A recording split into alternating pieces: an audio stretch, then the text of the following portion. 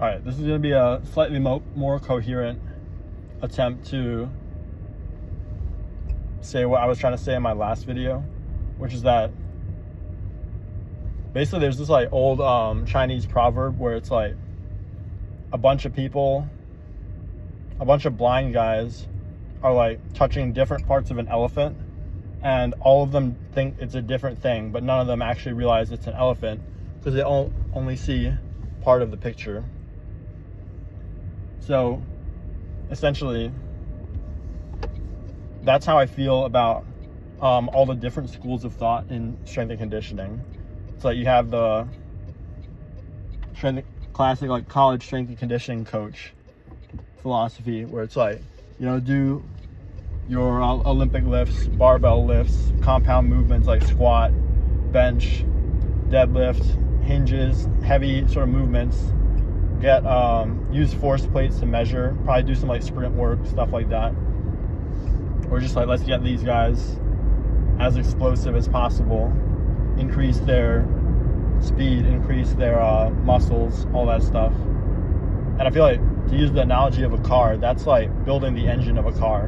But if you know anything about tuning cars, it's like, if you have like a normal economy car, the clutch of the car is not designed to handle the increased torque of like an upgraded engine. So if you take like a average person and put them through that type of strength and conditioning program, their force output is going to increase drastically, but it's like the other structures of their body are not ready to handle those forces.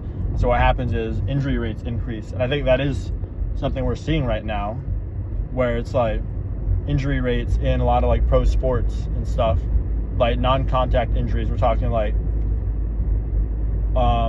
Achilles tears, like patellar tendon tears, stuff like that. I think they are actually increasing. So it's like we're building a bigger engine, but we're not swapping out for stickier tires or reinforcing the frame or getting a better clutch to be able to handle the forces from that bigger engine.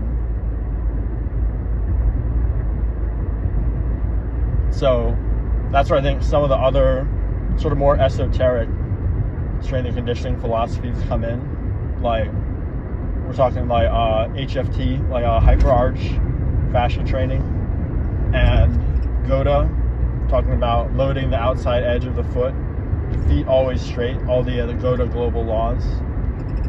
And that's where I think, because it's like those, they are very dogmatic, where it's like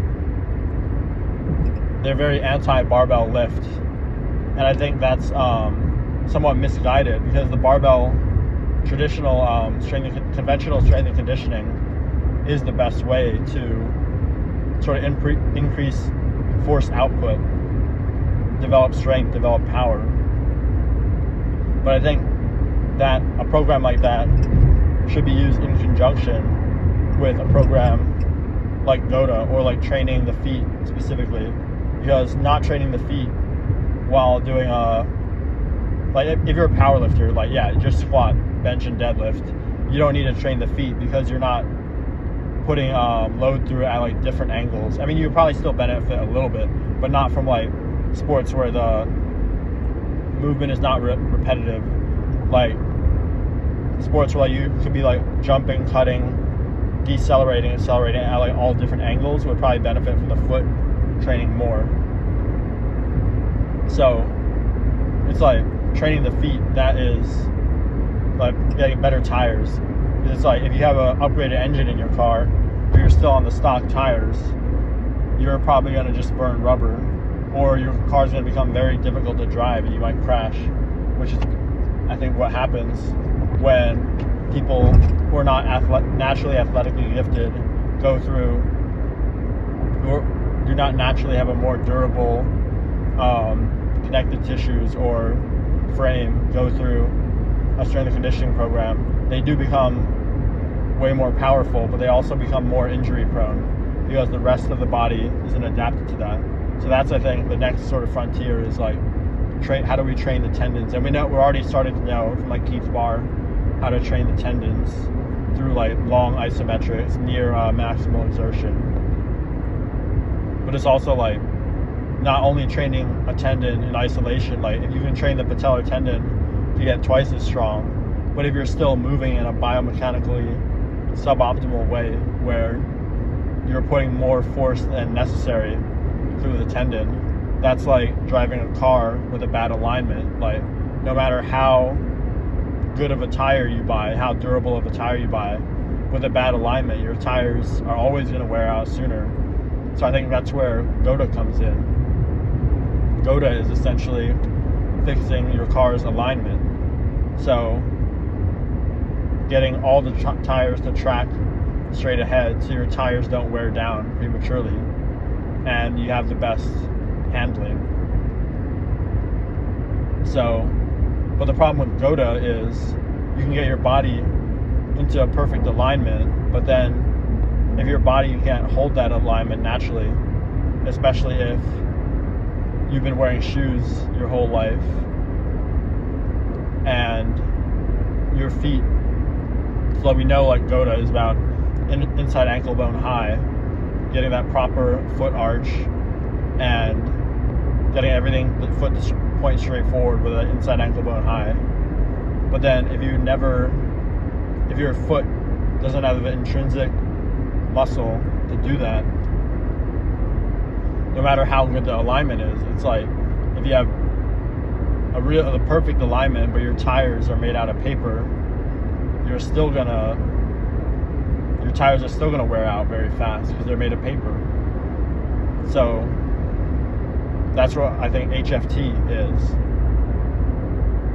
HFT is like going from a paper tire to a tire that's way more durable.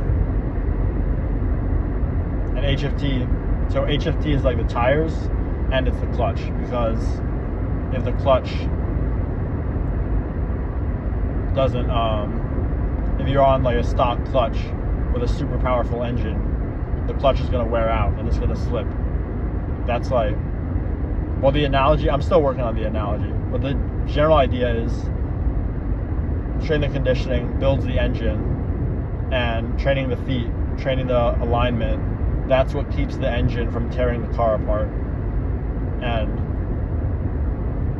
so I think that's why I think I have a lot more athletic potential left, because it's like essentially I don't have any chronic conditions that would stop me from being an athlete. But it's like throughout my life and my development, if there was a case study for like what can we do to a kid to make sure they reach as little of their athletic potential as possible, I think that would be me. But now it's like I have the proper training methodologies so I can actually express some of that potential. And so it starts with, so that's why I'm not only doing strength and conditioning, barbell lifts, compound heavy movements, plyometrics, all this stuff, but I'm also training the feet, training that foot to glute connection, doing GOATA to get better alignment, better biomechanics. Because I also think the whole GOATA thing about like never lifting heavy, that doesn't work either, because you still have to lift heavy for that stimulus. But it's like, it's almost like putting a turbocharger on your car, you're at a risk of blowing up the engine. So then you have to do other mods to your car to stop the turbocharger from blowing up your engine. So that's like what GOATA is the other mods, like the forged pistons, or like the better radiator, stuff like that, to stop the turbocharger being traditional strength and conditioning, from blowing up your car. So when you do combine all those things in conjunction with the right programming, the right dosages, the right recovery, I think anyone will be able to reach a new peak of athletic performance.